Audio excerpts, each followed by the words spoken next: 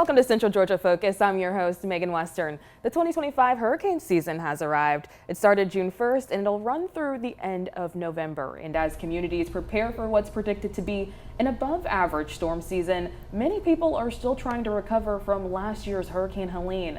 Now, the U.S. Small Business Administration's Disaster Field Operations Center has been approved to help Georgians with more than $170 million. Now, to give us details about the disaster loan program, we're joined by Public Affairs Specialist Sherrod Schuler. Now, he works with the Small Business Administration, and thank you for joining us today. Thank you for having me. Now, tell us a little bit about your role in the line of work that you do. All right, thank you.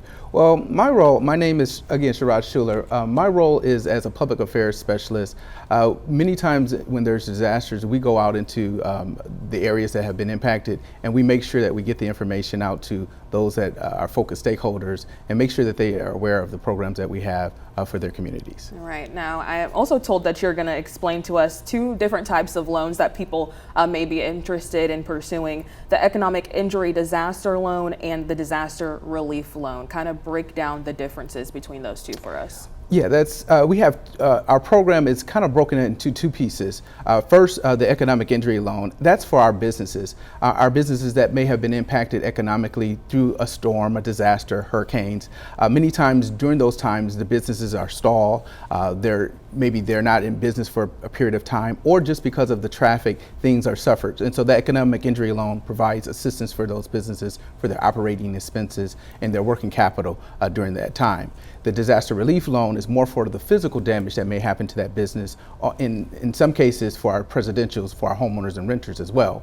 But if they have impacted physically to their property, our physical disaster loan provides assistance for the damage that may have occurred to their property. Yeah, I know so many people throughout the Southeast are probably relying on these funds. I know here in our local area, people are still recovering from those impacts. So tell us how many counties are covered by this program, even if you have more specific numbers to here in Central Georgia.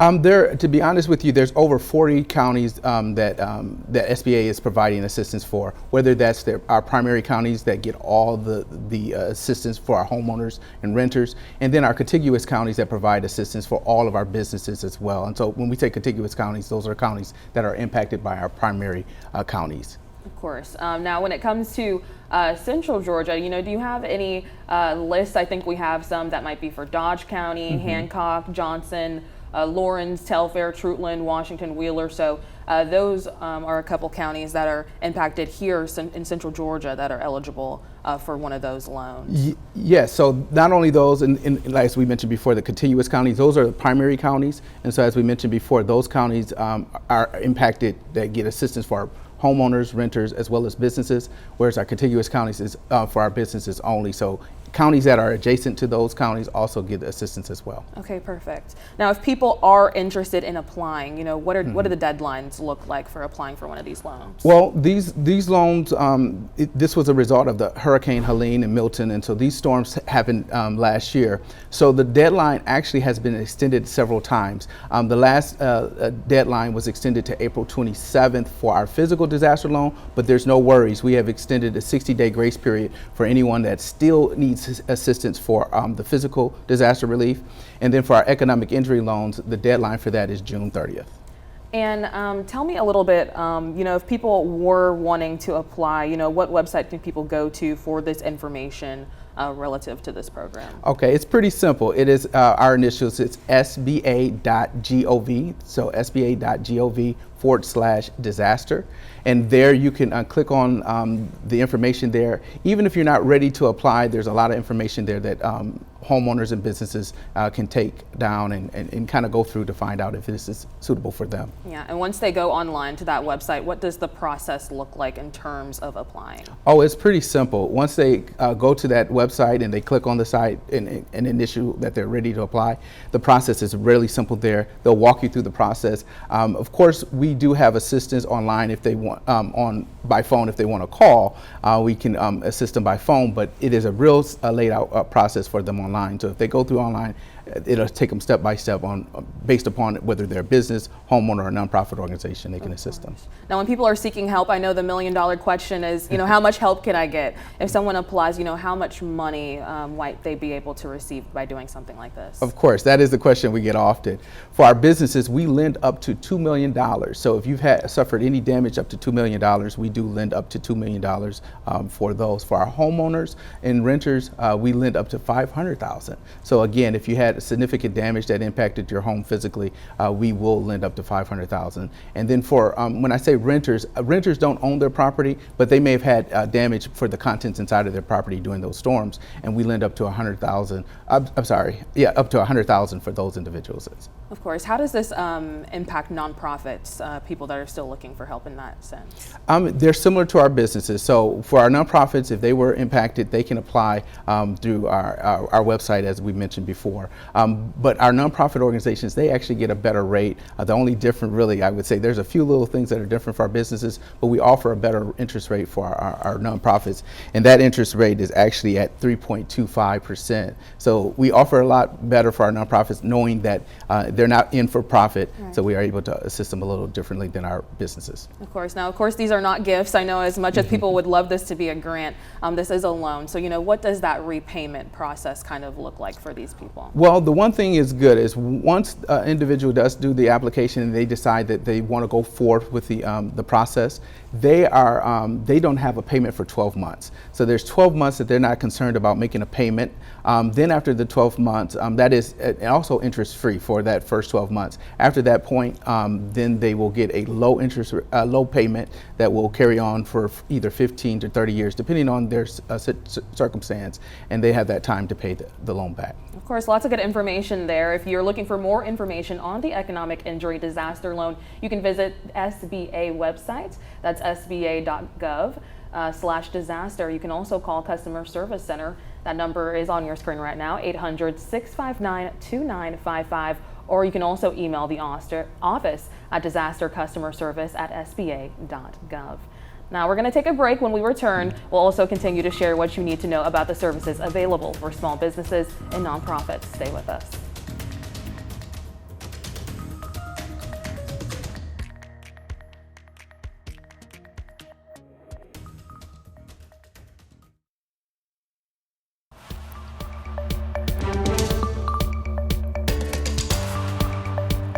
Welcome back. We're speaking with representatives of the U.S. Small Business Administration, and we've been talking today about the SBA and how they're helping individuals and businesses in Georgia rebuild, especially after Hurricane Helene. And now we're turning our attention to how the SBA helps businesses and nonprofits with a wide range of services. Joining us now is Ms. Terry Dennison. Thank you so much for joining us today. Hi, great to be here. And I'm told that you are the head of SBA's Georgia District Office. Tell us a little bit about your function in that role. Sure. As the head or the district director for the Georgia office, I'm responsible for overseeing basically the deployment of SBA's non-disaster related or general small business programs and resources throughout the state of Georgia. Yeah. Now tell me, how does this differ from the Disaster and Recovery and Resilience Office and the work that they do there? Well, we have a broad range of programs and resources that really try to address just generally business needs, from startup to expansion to growth, and even if people decide they want to sell, resources to help them make that decision and have that transaction go well. Of course. Now, you just mentioned that you guys do non-disaster programs. Tell me a little bit about those resources that are out there for small businesses. Sure. Of course, the first thing everybody thinks about is capital. And with the quote-unquote regular SBA loan programs, a little different than our disaster assistance resources in that we are not the direct lender. We basically guarantee loans made by commercial lenders who participate in our programs, as well as community development financial institutions or nonprofit, mission-oriented, community-oriented lenders will guarantee their loans. We also guarantee surety bonds that are often needed for contracts around construction, either to submit a bid or payment or performance bond. We do that. We also provide technical assistance, one-on-one consultation and training, business education through various organizations that we partly fund Here in Middle Georgia, of course, we have a SCORE chapter here. SCORE is our volunteer partner organization, have a long-standing relationship with. Also, the UGA Small Business Development Centers. They both provide free one-on-one consultation, as well as provide training for people who are thinking about starting a business, in the process of actually starting that business, and then how to maintain that business and continue to grow that business once it's been started. And then kind of the third bucket is around federal government contracting. You know, in the federal government, we spend anywhere from $500 million to $600 million, give or take, in a year. Certain percentage of that has to go to small business. So we have certifications and other tools to help small businesses be able to take advantage of that market. Yeah, certainly a lot of resources out there for people and a lot of avenues to get to those resources. You know, tell me, what do you notice as some of the biggest issues or challenges for small businesses as they are working to either start up or just sustain themselves? I think the biggest thing is with the business idea itself. So a lot of times people will have a flash of an idea and they just run with that initial version of it. They don't necessarily vet it or to see if it's something that really has a demand in the marketplace or meets a need in the marketplace. And so once you've started that way, you've already kind of limited the ability to be successful with that business venture. Probably another question or issue, of course, is funding, capitalization. People they've kind of go on the let's fund as we go plan with not a real clear idea of ultimately how much they need. They may have enough to open the doors or to start the business, but they don't consider that they need to cover those expenses until they break even and continue to make, enter into making a profit. And then I think the third thing is kind of the Lone Ranger mentality. You know, entrepreneurs are very independent, and that's great. Self-motivated, but it's important to avail yourself of the other resources and relationships that can help make your business successful. You've got to have that relationship with the accountant, with the lawyer, with a business advisor. Also collaborating with other businesses that are in the same or similar line of business. Sometimes you can have strategic alliances and leverage each other. 50% of something is better than 100% of zero. Right. Now, if people are looking to reach out to you guys specifically in the terms of figuring out how to get that loan, tell us a little bit about the minimum or maximum amount that they can expect to see when they apply for one of these. Well, with the non-disaster loan programs, there really technically is not a stated minimum. A lot of that, though, is dictated by the marketplace or lenders who participate in our programs, their business model as to what that bottom number is. The top is $5 million. Yeah. And is there anything else you can speak to in terms of if they do pursue an application, what does that process look like? Okay, it will vary a little bit from lender to lender.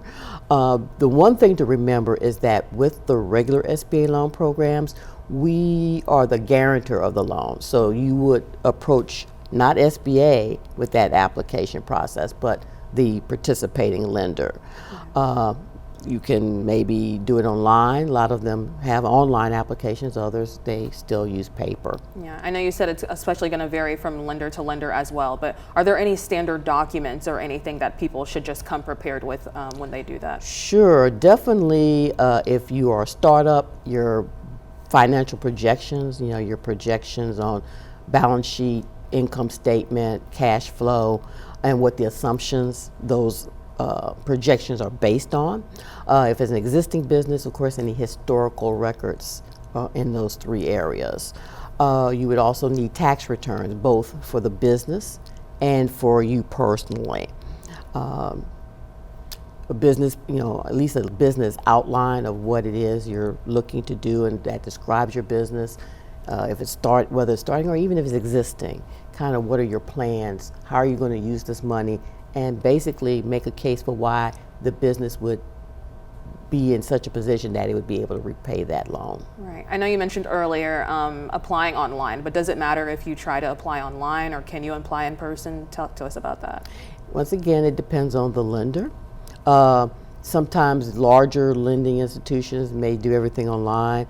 Maybe your smaller, medium size or more community-based lenders, they may have a more face-to-face, in-person process. Of course. Again, just speaking to the nonprofit aspect, what services are available out there for them?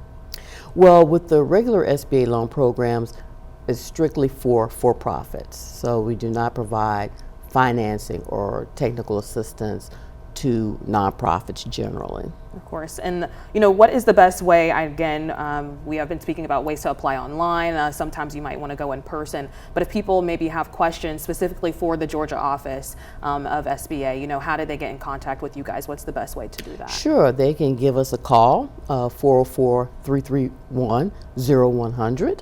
They can also email us at georgia@sba.gov. Of course, again, that information is also on the screen for you right now, so you can get a look at all that information. If you would like to contact their office, again, that number 404-331-0100. You can also reach them at sba.gov/district/Georgia. And right now we're going to go ahead and take a break. Thank you so much for joining us. Make sure you stay with us to hear more about the ways that you can get in contact with the SBA.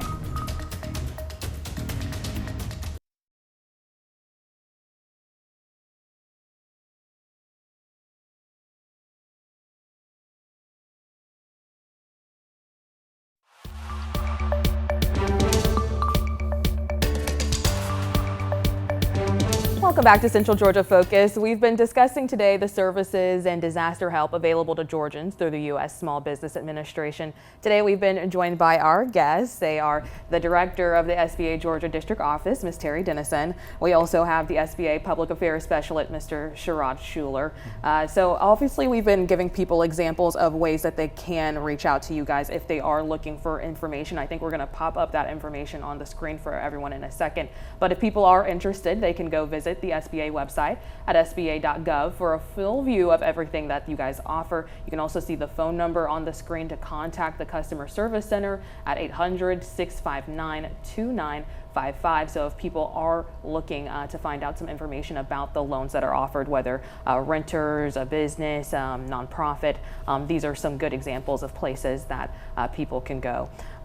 Throughout the day, I know we've been talking about the different services that you guys assist with, but tell me, I know that it varies by lender and it varies by the people that are searching, but are there any challenges that you guys see that people face, whether it be like mistakes or common problems that people might run into that you could help people get ahead of? Well, from the disaster standpoint, first and foremost, it's a reminder for those that are not businesses. Not only do we help businesses, but we help homeowners and renters. So sometimes they don't go to the website because of Small Business Administration. So we want to encourage those homeowners that have been impacted by the storm to go there. But for our businesses, it's very important that, just making sure you have your documentation readily available when you're applying online.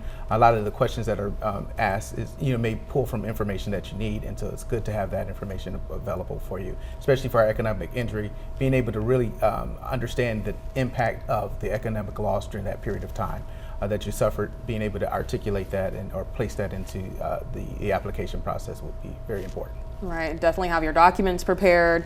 Don't feel like you're left out. Again, if you do have questions, we listed all that information. So don't be scared to give them a call and figure out if you do qualify, because it looks like there's a long list of people that might be able to get offered some aid. Ms. Dennison, are there any things that you notice in the Georgia office of people common mistakes they may make or just challenges that they might run into throughout the process that you want to reiterate? I think kind of like what was mentioned here, lack of organization or gathering of the information that you need. Taking the time to do it ahead will save you a lot of time as you go through the process itself.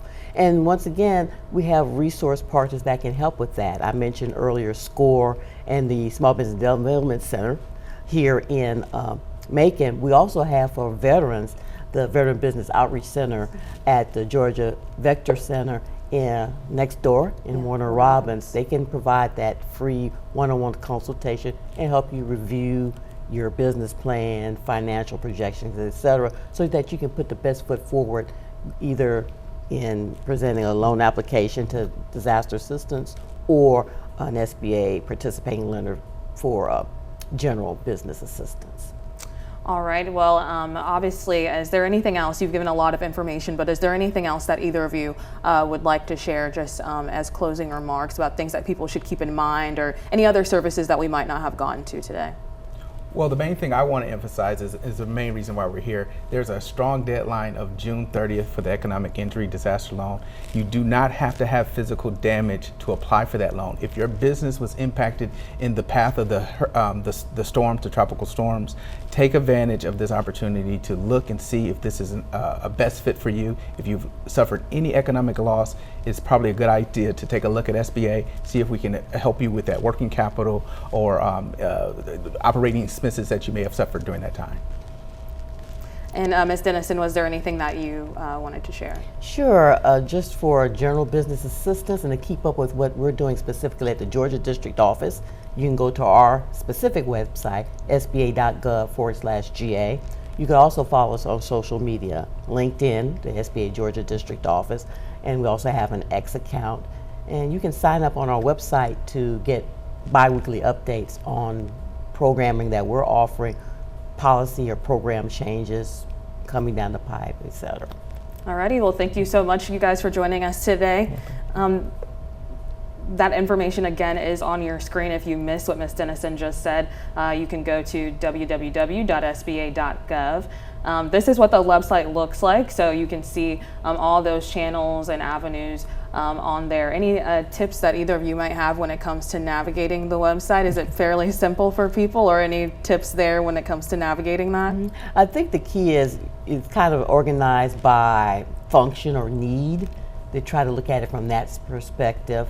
And then you can kind of go from there. Also, we have online training. Okay. So if you just want a general introduction to certain business terminology and concepts, you can actually go to our learning platform at sba.gov. Yeah, that training is definitely going to be useful. I know I always need a training. But I'm also told that there's also some free trainings that may be available that you might want to speak to, whether it be for nonprofits or any type of free training that may be available to people. Well, definitely on our website at the Learning Center, all that's free. Our resource partners that I've previously mentioned, some of them will offer free training. Other times they will offer training at cost. Okay. Anything else that you guys would like to say before we close out? Well, the main thing, again, we just came out of this particular storm. We're approaching hurricane season, so this is a good time to just take in the information that we've discussed today as far as the disaster standpoint. Look at the information we offer. We may have some information that may help you in preparing for this upcoming tropical season. Ms. Dennison? Yes. As I mentioned, I think previously, one of the downfalls or things that business owners struggle with is trying to do it themselves, the Lone Ranger mentality. Definitely just keep in mind that the U.S. Small Business Administration, either directly or through our various resource partners, provide resources, can be of assistance, and just take a few moments to see what we have to offer before you just launch out there. Make the journey a lot easier. Of course. Now, if you missed any information that we shared here today, because we had a lot of information, I know we popped up that website a lot, but if you missed it, just in case, you can also rewatch all this coverage, take in that information on our streaming platform, 13WMAZ+. So you'll be able to recap all those good tips, figure out how much you may be able to receive, what website you need to go to, who you need to contact, and if you are one of the people that is eligible for any of these services. So thank you guys so much for joining us today for Central Georgia Focus, and we'll see you next time.